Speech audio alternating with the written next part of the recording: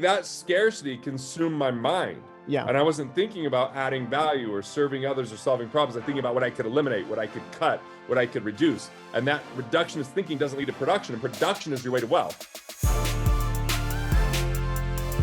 I want to come straight out of the gate because I absolutely love your content. The audience, if they have not already discovered you, they need to.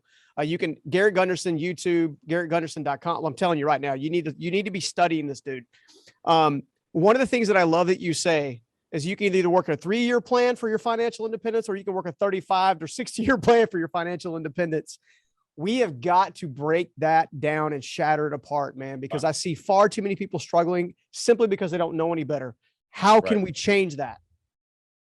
All right. There's 5 levers, because I think we create leverage when we have the right modality and methodology. Yeah. And so these 5 levers will create economic independence so much faster. The very first thing is, rather than scrimping, saving, and budgeting, plug your financial leaks. People are overpaying on their taxes. They're overpaying on interest. They're overpaying on non-performing investment fees. They're overpaying on their insurances.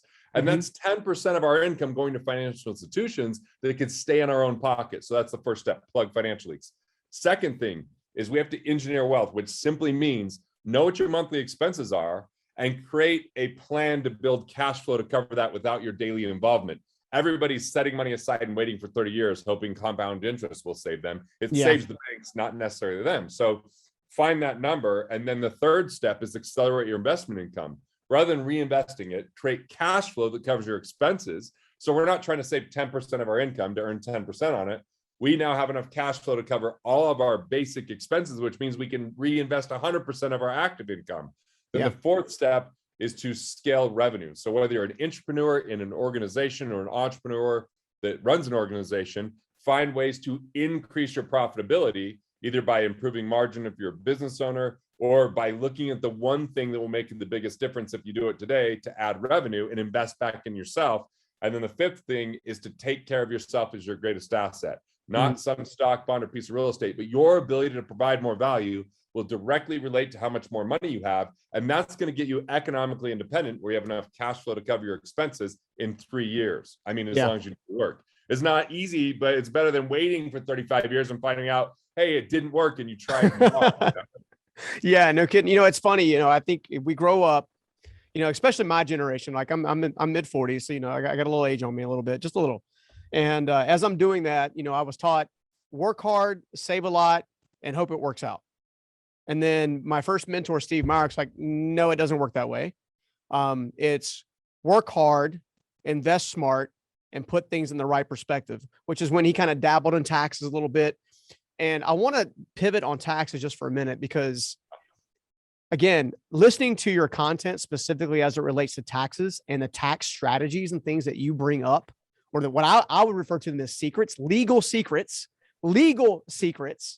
where I'm not right. So as an entrepreneur, kind of secrets, not the secrets that they get you in prison. Yeah, good secrets. Yeah. Well, it's important because I own several businesses. I employ several hundred people, which is fantastic. But to be honest, every time that there's a tax increase in the marketplace, I'm being honest, I get a little scary. And one thing I know about you is you don't get as scared as I do, because you handle your taxes differently than I do a little bit. So I want to learn from you right now on the tax strategies. All right. So this is my tax framework. And it's really about 5 different things with 3 categories. So the first thing is you've got to get the right team. So an entrepreneur like you obviously need, at your level, like a CFO, because you got a couple hundred employees, right? Yeah. But then you need a tax strategist. A tax strategist might not be your average CPA. They might be more of a historian telling you what you owe after the fact. Where a tax strategist is actually proactively helping you maximize your tax deductions. Yeah. The third thing is you need a tax attorney. A tax attorney can help you navigate things in the tax code and how you reclassify your income in ways other people don't. And if you own a commercial building, you need an engineer, a cost segregation engineer. So the 3 main people on anyone's team is someone to make sure you have timely data, someone to make sure you maximize your deductions, and someone to make sure you reclassify your income. So the second bucket then is the deductions. There's 2 things as a business owner to do with deductions. Every time you spend money, I want you to ask the question, could this potentially relate to my business? If the answer is maybe or yes, you document it. And then every 3 months you meet with your tax team and say, like, I bought a Can-Am a few years ago, right? Yeah. Just parked down below me. And I was like, I want to write part of that off. And my tax team laughed. I'm like, no. At the beginning of my podcast, I'm driving in it. When people come up to the podcast studio, we go for rides in it. And they're like, oh, actually, we can write a percentage of it off, right? So we create a connection in a story. So you want to list what it is and document that, and then meet every quarter to find out what you can write off and what you can't. Now, if they tell you can't write it off, just say, are there other businesses that could? Like, I was buying some clothes and I was like, can I write these off? They're like, no, it's not really a uniform. I'm like, wait, but I'm on video. And when I'm wearing on video, like, aren't they writing off the clothes they buy in Hollywood? They're like, well, yeah, but they have a production company. I'm like, great. I now have a production company. I've got 3 cameras right over here. And I've got I've got a whole room for it. Like, so I found a way because of the conversation. Now, the third bucket is classifying your income, which there's 4 ways to reclassify. Active income to passive income. Like, if you take a distribution or dividend from your business, that might not be hit with self-employment tax, which could save you up to 15.3%. Or ordinary income into capital gains.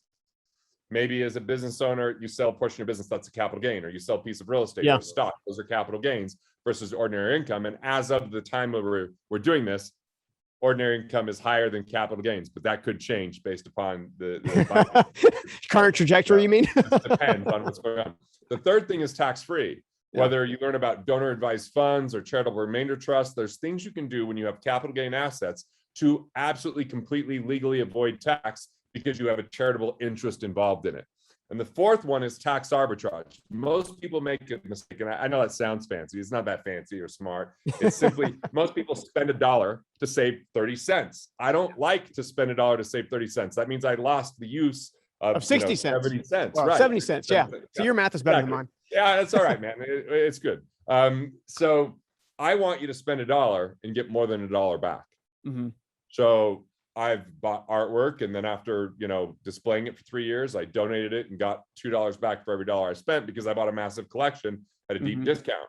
Or I've had property that I don't want developed, so I did a conservation easement and I got back more money than what I spent on the land because of the value of the land going up. So there's things like that are tax arbitrage. So we want our deductions, we want our reclassification, and we want our team. And then we want to go back 3 years to see if you've missed any returns or any benefits, because you could get things like R&D credits if you built software or an app or a customized CRM. Or maybe you had a year where you had a lot of expenses in your business, but you can only write off 80% of your operating expense in a year. But now you had another year, you had more profit. There's a way to do net operating loss where you mix and match your years and get more deductions. So that's where you might go back. So every 3 months you're meeting with your team. Every 3 years you get a different set of eyes on your taxes. The 3 buckets are team, deductions, and reclassification. And that's the basic tax framework. Now there's a lot of strategy inside of that, and I talked fairly fast. But the reality is, once you know how the framework works, it starts to have you think more clearly. And you're an entrepreneur that's a great thinker, so you can just meet with your tax team and say, hey, I'm going to brainstorm some ideas. Let's see if they're legal or not. It's brainstorming. You're not going to move forward with anything that's no crime has been committed. Right. But you might come up with ideas where like, well, actually, you can't do it that way, but you can do it this way. And that's what you're looking for. Is you got to think very proactively in this. Well, I mean, it's safe to say that most entrepreneurs and business owners, they're getting so lost in the day-to-day, they're not actually actively looking. So we get stuck in this mentality of, well, I just got to increase revenue. I just got to increase revenue. I got to increase revenue. I got to increase revenue. And what I've heard you talk so much about is increasing revenue is great, but not if your cost and your taxes and everything are rising with it, right? Right. You probably, in your life, you probably have no other single larger line than your tax bill in a given year. True. It's a huge expense. Oh yeah. Yeah. We're talking close to $1 million a year. Easy. Right. So imagine if I could spend an hour with you and cut that down to $700,000 instead of $1 million. That's a $300,000 rate of return, or 30% return. Yeah. That could be year in and year out. You might still have impact of that for coming years once the strategy is implemented. It's just that we don't wake up and go, what I want to do today? I want to talk tax. I want to just think about tax. No. We think about it when it's too late. Yeah. When all of a sudden we're like, oh my God, what? How much is this? Where's this bill come from? What was it? Or like the worst is when your accountant goes, hey, congratulations, man. You had a great year. Struck now a check you for. owe a bunch of money, right? You're like, that's coming. It's like they do I've had that wrong. conversation more times than I want to admit. This is my feeling about tax. Like, I like to tip, but I don't like to tip the government. Tipping is a great way to say thank you, job well done. Not something I'm typically thinking about the government and saying. Like, tipping the government's like tipping a waiter who ate 39% of your meal and peed in your soup, right? Not something I want to do. So I want to pay them what I have to, but not more than I have to. And most people pay more than they have to because of the ignorance tax. They just don't know any better. And it really comes down to answering those two questions. Like, can I use this for my business? And if not, how can I use it for my business? Yep. I love that. I love that because it's such a different spin on things. I'm one of those people that likes, what's the easiest way to say this? I start businesses out of necessity. Like, I've tried to go to the marketplace and I'm like, hey, I need a great video team. Hey, I need a great social media team. Hey, I need a great graphics team. And you try to subcontract it all out. I'm like, I'm not getting what I expect. So then I just start buying stuff and start building it myself. And I got lights here, lights there, microphones here, obviously camera here, etc. And I've got that throughout the building. And I hadn't thought about, hey, maybe I already have a production company. I'm just not classifying it as a production company. 100%. You're putting out videos. You've got all the equipment for it. Like, and so, like, I believe in only doing things that if I'm in an audit, I feel are like totally going to hold up. And that I know exactly why I do it. And so I've been audited twice. I haven't owed any extra money because of those audits. I didn't go to the audits. Like, I hear about a lot of tax strategies. Like, hey, you could do this thing and you could avoid all your tax. Or, hey, you do this thing offshore. I don't do any of those things. I've been in this business 21 years. And I've only had twice where people owed more tax because I didn't tell them something that I should have told them. And I just wrote a check for that. And I'm not the CPA. So now I just make sure the CPA is doing all that work and implementing it while I help them with the strategy. And I haven't had people getting audits that are tough audit situations. Like, I'm not doing the things that are way out in the gray. I'm not doing anything that I'm like, well, we have a private letter saying this is okay.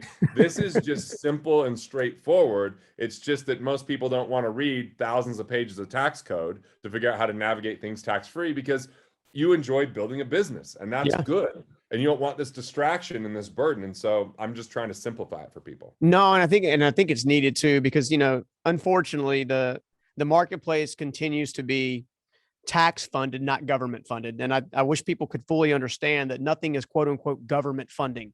The government does not have revenue streams of income.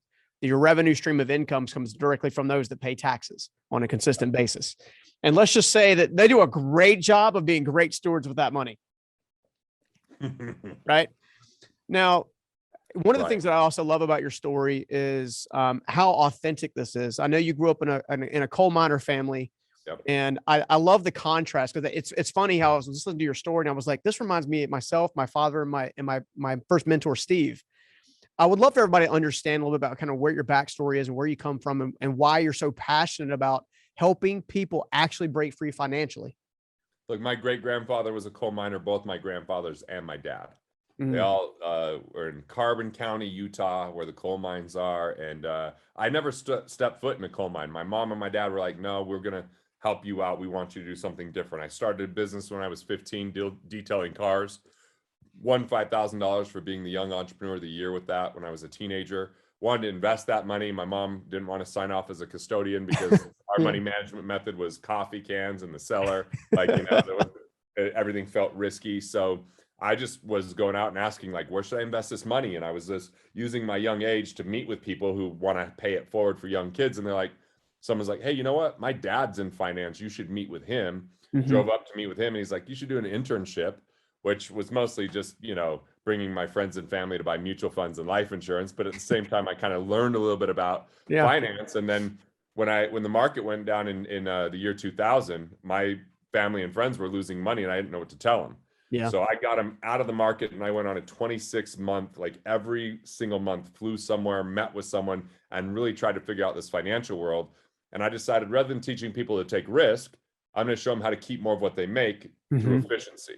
And so I wanted to bring what the big wealthy families were doing to the rest of the population, because I grew up in a town that wasn't wealthy and there wasn't a lot of wealthy people. And so I was like, well, it's unfair. They're getting all these really good financial teams and really good financial advice, and the rest of us are kind of stuck being peddled mutual funds. And so that became a big part of my mission. And now what I really feel is finance is intimidating. Nobody really wants to learn. They want the solution, but they don't want the process. Yeah. Well, they think it's cumbersome, right? They think it's complicated. And one of the things I love about you is that you make it simple. Well, now I'm like, I'm gonna make it even simpler. I'm gonna do comedy around the topic of money. And look, man, I get it. Like most people are like, oh, money's nothing to joke about, but I assure you it is. And like, can you make it funny? Well, look, my manager's Barry Katz. He's actually managed Chappelle and a bunch of people over time. I got Marty Callner's my executive producer. George Carlin was his best man. He won an Emmy with Seinfeld. Like I've got these amazing people in comedy around me because they all get it. Like this is more than just making people laugh. They'll laugh, but they'll actually learn and be left with something that leaves them in a better place around their money. And I feel like that I'm excited about it. I'm having fun with it. And it's been one hell of a ride so far. Dude, I love it. You know, it's crazy. You know, if I'm not mistaken, you named it the American Ream, right? All right. Yeah. The American Ream. Because, you know, let's be honest. I would dare say that most Americans around the US would say that they feel like from a financial perspective, they're actually getting reamed in some way, shape, or form. 100%. Right. Yeah. So where did you come up with a name for it? So I'm up here at my cabin right now because we just bought a new house and it's a little chaotic there. So I'm up here where it's a little bit more peace and quiet. So I was actually writing jokes one day out on the back deck, looking out at the trees in the river. And I took a picture, sent it to my manager, and he goes, "You're living the American dream." And then we started going back and forth. I'm like, yeah, somehow, whether it was him or me, it was like, yeah, most people are stuck in the American dream. And it was like, oh my God, that's the name of the special. And so we address Wall Street and inflation and taxes and retirement concepts and all those things in with my family. And look, I mean, I can feel people are like, can this be funny? Right. So like, let's just try a couple jokes out for people. Yeah, let's go. Right? Let's go. All right. So, you're on the spot now. Like perform. Let's go. Right, here we go. Money. Like, you know, whoever thought 6 inches could be so destructive. You know what I'm saying? No girl I ever dated. Yeah. I mean, it could be more Canadian, you know. I think my internet just went out because I told the Canadian joke. I think the Canadian well, you can do it again. Let's go. All right. So money's a lot like sex. You spend a lot of time chasing it. It's gone in minutes. You know, you always think your friends have more of it than you. Oh my gosh. You know, if you're not very skilled at getting it, it's going to be a pretty tough life. So that's just my intro of the whole comedy special. Well, and I know there's more where that came from for sure. You know, it's crazy. You know, one of the things I think I love about kind of what you've been doing and kind of the approach that you've always kept it very intelligent, but very lighthearted. And I think that, like you mentioned earlier, people are scared of money. While they do want the result, they are scared of taking the action because they're scared of making a big mistake. You know, we've all heard about the entrepreneurs that made it big and then lost it all. Or you're a bootstrap kind of guy like myself. You build your business with literally nothing and you're so scared of losing it, you know, kind of thing. Like, what have you just seen about comedy specifically shake that loose to help people out? Look, man, like when people are laughing, they're not like worried about what's happened in the past and suffering that. They're not scared about what's going on in the future. It's like a moment of relief where we feel connected. Yeah. And they say that you remember things 3 times more when you're laughing than when you're not. Like if you think a lot of the peak experiences in life. Yeah. And so when it comes to money, the people have their preconceived notions, their defenses. And so when I'm joking about it, it's almost like the court jester of finance, right? The jester could tell the truth in front of the king and the queen without getting killed. And yet it was what kind of created that progress. And so I feel like people will remember things a little bit more. They can laugh at it and then be like, oh, and it's not so hurtful when we're joking about it than when it's like someone feels bad because they made a bad financial decision, and that we can address things that just have yet to be addressed. So that's No, I dig it because, you know, I know a lot of folks that unfortunately they thought that their financial mistake was going to define the rest of their life. Right. And one of the things I've seen about people that perform really well, call it the 1%, call it whatever you want, is they all have a consistency to try again. Like they don't let one moment define them as a rule of thumb. I know you mentioned, weathering the downturn, and then obviously a lot of the funds that you were managing were friends and family and stuff like that. Is it safe to say that event taught you something massive about, the importance of stewarding money well for other people? Dude, I mean, first, it taught me it sucks to tell someone you don't know what you're doing. And it sucks to be honest with them that like, hey, I don't know how long this is going to go down and how this really works. I just was selling you on my salesmanship, not on my actual expertise. And so, but by addressing that, I didn't prolong the pain. Most people hide in those moments. They don't say what's happening. They just try to hope that it goes away. And it just creates this festering issue that becomes so problematic. So it taught me like actually being honest about it set me free. It actually set me in a different motion. And I told them, I said, hey, I'm going to go research and figure out a better way to do this and invested in myself and figured out a better way. And so if I hadn't done that, I don't know where I would have been or what would have happened. I would have probably been less liked. I probably would have lost people a lot more money. That definitely would have happened. And I wouldn't have learned lessons, because a lot of people, when they tell me they have 30 years experience, I'm like, well, do you have 30 years experience or just the same experience for 30 years? Like reinforcing old beliefs, not making any progress, justifying your existence. Like that's because I think that the world is afraid of change. They want to hold on, like the coal miners are afraid of change. What if there's a cleaner way to provide energy? What if that means they lose their job? What if that's where their skill set is? So they hold on to what they've got because they're playing not to lose. And when they're stuck in that, it limits their expression, it limits their joy, it limits their value creation, and dollars follow value. So we have to learn how to be better value creators. And that experience taught me what value was and how to create it, even when it's difficult. Well, when it comes down to it, we open the show up a little bit with, some strategies as it really reflects to entrepreneurs or business owners. Can the everyday person who maybe works for someone else, who doesn't have an entrepreneurial dream, learn the strategies and methodologies they need to also be financially independent? Or is what your curriculum and your frameworks teach, is it mainly just for entrepreneurs and business owners? We definitely have put an emphasis on entrepreneurs at the firm Wealth Factory that I was a founder of and a content provider for. But as time's gone on, we've really been encouraging people to be entrepreneurial, work inside of an organization, have the conversations where they get up. Some ways entrepreneurs are a little bit more reckless. They end up losing money. They that kind of stuff, where someone that's an entrepreneur can have a conversation of, what if I add to the bottom line? Can I get upside potential without all that downside risk? And yes, they can still improve their skill sets. They can still invest in themselves. They just have less options on how to save tax. They have less options on how to, make the decision that moment and see if that grows in the business. So it is still completely possible. And the reality is, it just might mean a side hustle a little bit. It might mean conversations they've yet to have, and it might mean having a move up in the world and in their job by increasing their skill sets. It's just a different path. Yeah, no, I wanted you to mention that because, so I don't know if he's more of a mutual friend. I know we have someone that I have a friendship with, not at a very deep level, that I know that you have differing opinions on how he performs, which is Mr. Ramsey, right? Help people understand some of the important maybe differences between some of the theology that you use versus some of the theology that Ramsey uses from time to time, as it relates to actually wealth management, creating wealth, earning, all that kind of stuff. The first time I heard Dave Ramsey speak, I was really impressed with what he was saying, but I really saw it as like helping train wrecks get on track.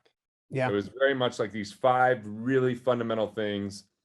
And then like a year or 2 ago, someone started sending me YouTube videos where he was like really angry, calling people idiots and wrong and stupid. And I feel there's been a bitterness that he's grown into over time of like people questioning his thought process. Because he's a huge proponent of mutual funds, yet, have they really performed at the level that he's talking about? Not from the data that I've seen recently for the last 5 years. Me either. And so that's starting to create, when you get out of debt, then what is my next question, right? And also, I feel like if you follow his advice so closely, I once got a package of his books as a joke for Christmas from someone, and some of the books were like, hey, my daughter's following your advice so much, but now she won't spend any money. And so he's what I would call not politically a conservative, but financially a conservative that plays the game of accumulation. Work hard, save a lot, and one day, someday, you can finally enjoy life. My problem is that one day, someday notion.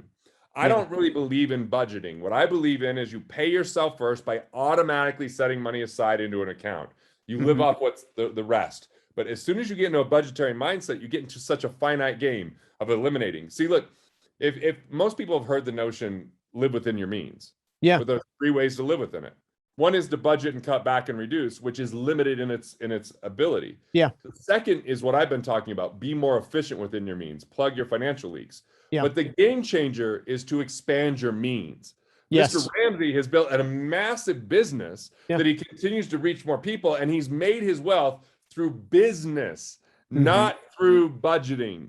Maybe through promoting budgeting, but he's not wealthy because he budgeted. He's wealthy because he built a business that has reached a lot of people. And if we don't understand that, we're playing by the wrong set of rules. Yeah, no, I think it's an important indicator or a difference as well. I would agree with you on budgeting as a framework to get yourself out of, if you're bad at handling your money to begin with, you got to do it. Yeah, exactly. I grew up in an environment where people in my environment were bad at handling money. I had to have a mentor begin to teach me and show me different ways. Right. There did become a opportunity about 5 or 6 years after I started my business, and I went back and paid all the people I owed money to, because I owed a bunch. That I was like, okay, now I have resource coming in. Now what do I do with this resource? Do I go real estate? Do I go mutual fund? Do I go money market? We kind of giggle about money market because the return is so low, but one of the things that I've seen is when it comes down to paying yourself first, is like, you can totally ACH your way, direct draft your way, where that automatically accumulates and comes out of somewhere. So you're not thinking about it. Right. So how is someone, again, let's go back to the everyday person. Like, people that watch this show and listen to the show are one of 2 people. Either they're entrepreneurs already, or they're aspiring leaders or developing leaders, right? That means they're maybe probably making $40,000, $50,000 a year, but they want a better life. And they're doing all the budgeting. They're doing the saving. They've got their 401k and their Roth kind of like maxed out, but they're not doing the living side. And I'm a big believer that you should live, right? You don't want to get to 80 years old, and basically not have lived. Right. Totally.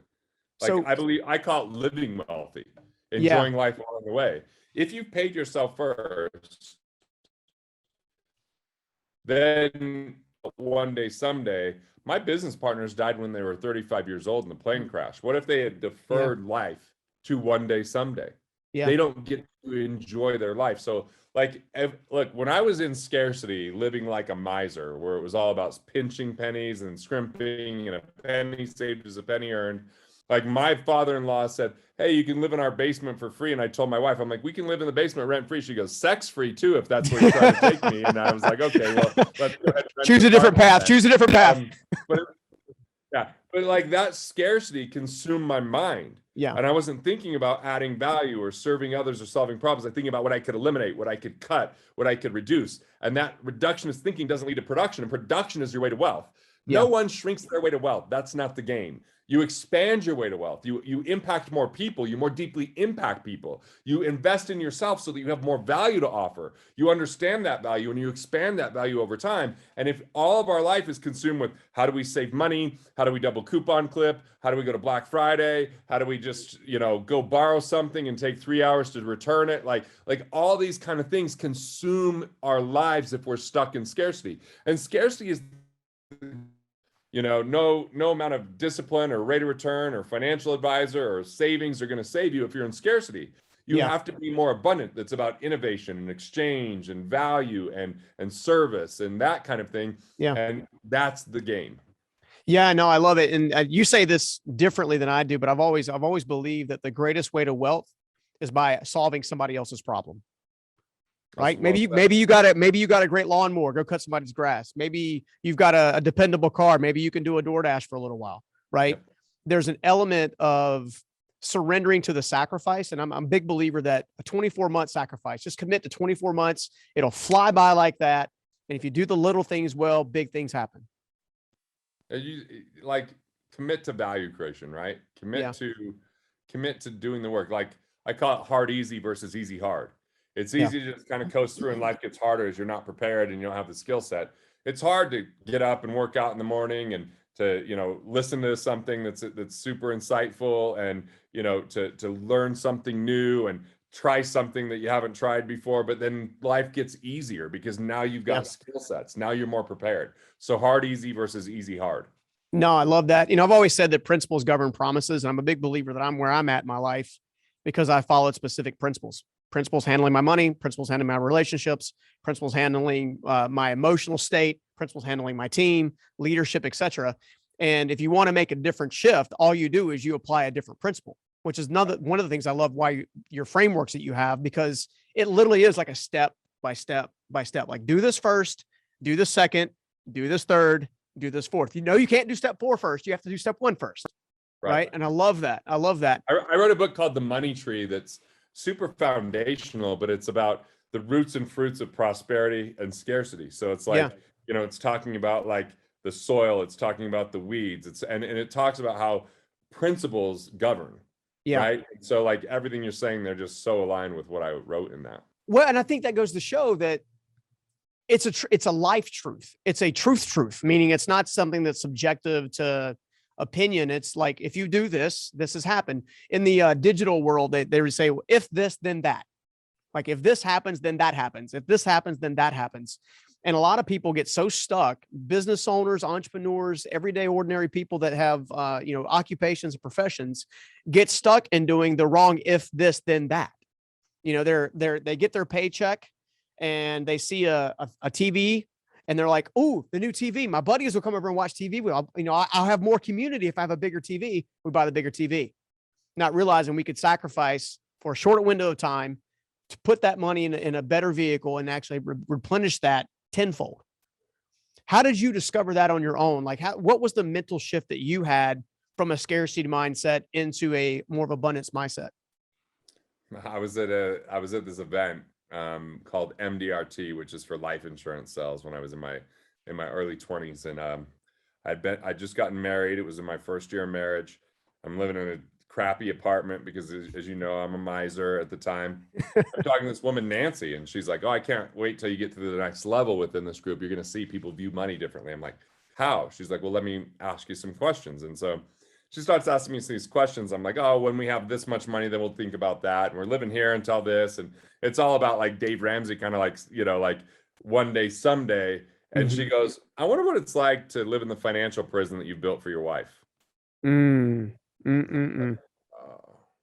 And the crazy thing is we bought a house a few months later and my income went up exponentially that year. I started hosting people for study groups over. I just felt more abundant. It was like I had a physical manifestation that came with that abundance, where it wasn't just about eliminating, it was about creating.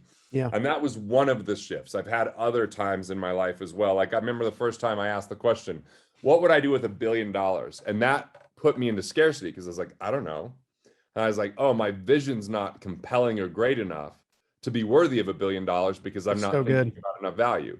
And that added another level of abundance to shift my focus to others versus just myself.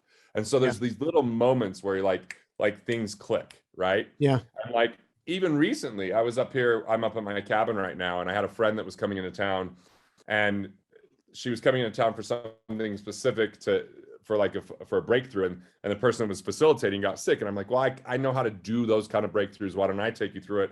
And me helping her had a major breakthrough for me. It was like I was in service. I was giving something to her, but it gave back to me. And it's those moments that bring out abundance. No, I love that.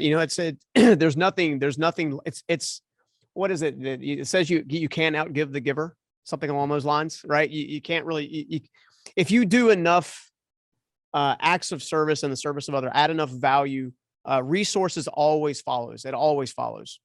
I do have an interesting question because I've heard mixed signals about this, and I see different thought leaders talking about it. And you're somebody in whom I trust with this particular subject. And that's the subject of this infinite banking concept.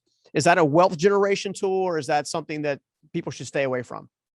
I interviewed the guy that created it, Nelson Nash, a couple times about 15, 17 years ago. And there's some good pieces to it and there's some things to be aware of. His final analysis is that you should put 100% of your income into this. I am not a believer of putting 100% of your income into it, because then he says, oh, you put money in there and then you just borrow from it to pay for things and pay yourself back. 100% of your income into one vehicle feels like concerning to me. Now, putting a place to put my midterm cash, where there's cash value that's high cash, low commission, I like. And then I use that money. Like I bought this cabin with that money, and then I can put it back in when I want.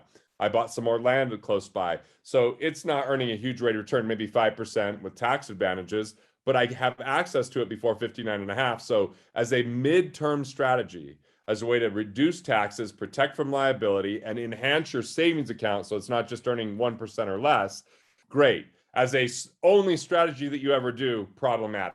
So infinite banking concept has some good pieces and other pieces I don't love. Well, I think that's why it's good to actually have the conversation, because I don't know that anybody else, there are typically, even folks I've had on the show that are great thought leaders, people that I admire in the work that they've done, are either a one or the other. I like your approach in that it's more of a balanced approach. It's like, look, if you have the liquidity, it's a midterm strategy. Yeah, it makes sense. If it's 100% cash all in, then not so much. Yeah. And pivoting off of that, if someone was to put, 80% and 75% high, in other words, a high rate in, how would they actually transition that wealth to later generations behind them, like their children? Maybe they've done a good job of teaching their children how to manage money, because most people blow it after, I'm hoping my grandkids won't blow what I've earned. Let's put it that way. Right. Yeah, we've done a lot of research and work in legacy. So passing money on to the next generation tax-free, not difficult. Having that money sustained for generations, much more complicated. So there's three main factors that help that generational wealth. One is a family office, which is having a financial firm that's cohesive, comprehensive, and communicating. The Rockefellers kind of invented that, where they had a family, their family had an office that worked just for them. Now, most people don't have that kind of wealth, so it's just having a comprehensive financial team. The second thing is a family retreat structure. Having rituals in your family, which are your regular daily things that you do to really bond and connect. Traditions, which are maybe like monthly or semi-annually or annually, that bring the family together in a really profound way. And then symbols. Every major organization in the world has a symbol. Most families don't. So there's logos and businesses. What about having something that your family has? We have a family heirloom, an entire logo that's a crest above our fireplace here. So it's pretty sweet. And then having like family meetings and having things that you do as a family, because you have meetings in business. Why wouldn't you do that inside of your family? So you're starting to prepare, and having family mission statements and family values. And then ultimately a family constitution, which is your distilled values, philosophies, and principles that actually govern the trust that you send to them. So they're not just getting money, they're inheriting contribution, they're inheriting ideas, they're inheriting like a structure that supports them. So they're left with signposts rather than being reckless, because they just get a bunch of money dumped on them when their parents die. And they're like, here you go, good luck. Here comes the Lambo. Yeah. The millionaire next door is talking about these families with a lot of money, but nobody knows about it. The problem is when they die, their kids then just blow through that money, because there's never a conversation about what to do with it. So it's really about all the things we learn in business that make businesses work. We can run inside of families to make families work. And I tell my kids, you don't get an inheritance, but we do have a family bank. And if you want to borrow from that bank for a house, you can pay back a better interest rate to us than you'd pay to a bank. And if you want to start a business, we'll give you part of the money to help you out, but we're not giving you all the money. And so there is an inheritance, there's opportunity. And if they want to be good stewards of that, they get to tap into it. If they don't get any of it. It's not an entitlement, it's a privilege and a stewardship. Dude, that is so good. I've been telling my kids, two of them just graduated high school. One of them just started college. One's now working for one of my businesses, trying to learn from the inside out. And I've been telling both of them along the way, it's like, I know you enjoy the lifestyle, and, we're not showboaty by any stretch of the means. We do have a nice lifestyle. And said, if you want to have the lifestyle that we've managed to have, and serve the amount of people that we get to serve, and bless those we get to bless, and go through these things that obviously bring a lot of great joy, then you have to do what I do, or you have to follow the principles that I follow, and you do these things. I have already told them both specifically, In the event that you're not a good steward of what you've already been given, you will get nothing else. I'll donate it to charity first. And I'm very firm about that. And I was sitting down with a friend of mine and they were like, man, that's really harsh. I'm like, look, it's taken me 23 years to get to where I'm at today. I had to sacrifice or, bust through homelessness. I had to bust through limiting beliefs. I had to go through all these different challenges to get to this stage in the game. And all I want them to do is take the lessons learned. They don't have to experience the pain necessarily, but take the lessons learned anyway. Right. So I so love that you said that, because I think that is the strategy of legacy. I think that's the strategy of building strategic wealth over lifetimes, not just our lifetime. Right. So I love that. I got one final question for you. If you got a couple more minutes, and, there's a lot of talk. I consume a lot of YouTube myself personally, and I'm getting served up. The world is ending, or the world is about to break loose and be exciting and cool. Who the heck really knows from my perspective? I see tea leaves, but I'm curious to know, do you see an economic challenge coming up, or not even necessarily collapse? Maybe it's a collapse. What do you see on the horizon? How can someone prepare? Well, look, we have these cycles of economic challenges, and the more we have this interference where we're printing money, and they're not even printing, they added computer screens. And when we're handing out checks and people can get paid more sitting at home than going to work, like we're on borrowed time for that. Yeah. And there will be the natural forces in the market that will make us reckon, but that doesn't mean everybody's going to go through travesty or everybody's going to lose everything. It means that we can no longer sit idly and hope for the best. We have to take action. Yeah. When you have this much money being flooded into an economy and you're sitting in cash, your cash is becoming worth less. And if you're not increasing your skill set to add more value and you earn the same amount of money, it will buy less. So we don't get to be, we don't get to be lazy about it. We don't get to say we're too busy for it. Like in the next 10 years, half of the wealth is going to transfer into new hands. Half of the businesses in the United States alone are going to be sold. So it is important to acquire assets that create cash flow, to create or to find assets that are more inflation proof, and to really make sure you know how to navigate adding value regardless of what's happening in the economy. Because if your job is completely reliant upon a very robust economy, you might be in danger. But if you're irreplaceable because you absolutely add so much value, you serve so many people, you build what I call mental capital, which is your ideas, knowledge, wisdom, insights, and strategies, and relationship capital, which is people, networks, organizations, mentors, family, and friends. And when we multiply our mental and relationship capital by building a bridge of value and service, we'll be fine financially. But if we're reliant upon everybody else and hoping for the best, it's going to be bumpy in the next few years, for sure. It has to be. There are consequences to these kinds of actions. I'm not buying bunkers. I'm not worried and buying, bullets. I'm simply going, it's going to get a little crazy at times, but I have friends that, did documentaries on bugging out and on times and that kind of stuff. Yeah. That's been a narrative we've heard over and over again. And, things get better and things get worse, and they kind of keep cycling like this. Yeah. And I think that's good. That's so good, because it comes down to perspective, right? You should always be a good steward. And part of being a good steward is nothing more than constantly be learning and growing and being prepared. So those that are prepared to go through weather downturns are not, spending all their cash. They have zero cash reserves. They have nothing. Then it's going to be a problem. If you're balanced, you have a balanced approach, which I know you do. Your content does a great job of teaching people those frameworks. Then you're going to do much better. Now, one of the cool things about your website specifically has this really cool quiz on it. And I think everybody should go there and check it out. Talk to us about the quiz and what it does. Look, once you know which of these 4 personas you are, it'll tell you why you make the financial decisions in the way that you do. Once you understand the positive side of that, you can make better decisions. And once you understand the shadow side of that, you can avoid some of the pitfalls when times get difficult. So, and it's especially important if you're married, so that you know the money persona of who you're married to, so you can see what those conflicts are. Because the universe has this sick joke where you never marry your same money persona. No. You never see 2 Scrooges together. You get one Scrooge and one like, let's spend money. Yeah. And so I think this is ridiculously helpful for that. And understanding which of those personas are, again, you'll know what your magnets are that help you, and you'll know what your pitfalls are that hurt you. And once you understand that, I'm telling you, it's been a game changer. My wife and I have not fought about money for over 13 years now. Dude. And our first so year in good. marriage, it was our number one fight the whole year. She was like, "Why did I marry this guy? That's what an a-hole I was." It was the hair. So, It was the flowing yeah, hair. it was the flowing hair. So basically, like, it's that useful. It's that impactful. And I think it's been a culmination of my 21 years of work. And this quiz is brand new, man. It's been something we've been working on for a couple of years. Well, and I know how much time and energy went into it. That's one of the reasons I wanted to bring it up. I'm a big believer in giving the audience tools and resources that they can take action on today. Yep. I'm a big believer of that because I think the average person is looking for an idea, but they're also looking for a strategy. Because the idea without the strategy does absolutely nothing for them, other than causes more dreams of sugar plums, right? So now I'm curious, what is your first stop on your comedy tour? What's the first place you're hitting?